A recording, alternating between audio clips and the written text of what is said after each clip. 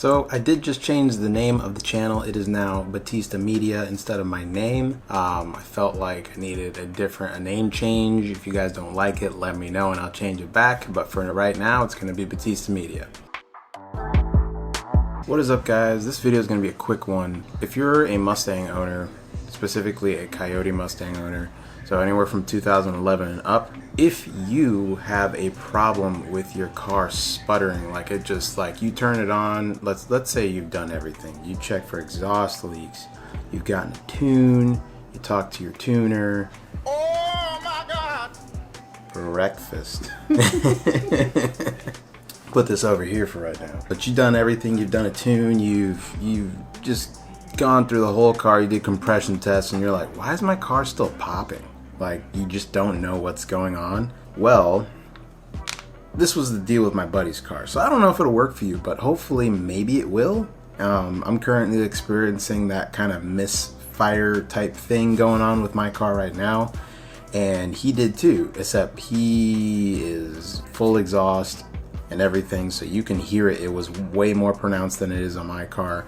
So what he did was, he replaced his O2 sensors, his primary O2 sensors, not the ones after the cap, but before them.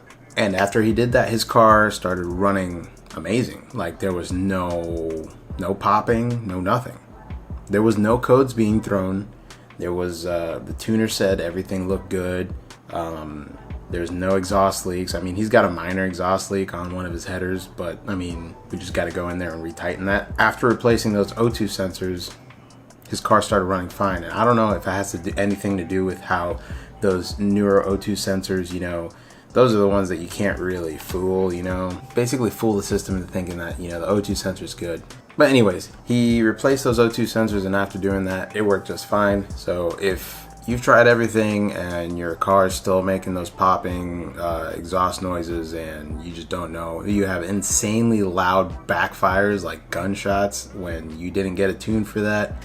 I know it happens sometimes, but I feel with his car and my car, it's happening way more often. Well, not his anymore since he replaced them, but mine, it's doing it now. Go ahead and replace those primary O2 sensors. I will tell you, they are not cheap.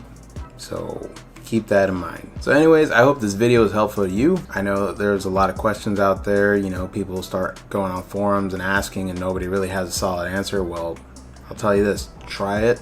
And if it doesn't work, then I don't know what to tell you. Hopefully you don't have the Coyote tick. Anyways, I hope this video was extremely helpful to you guys if you're going through this issue. Hopefully this fixes it. And yeah, I'll catch you guys on the next one. See you later. Oh my God! Bacon. How are there people in life that don't like bacon? I don't understand it.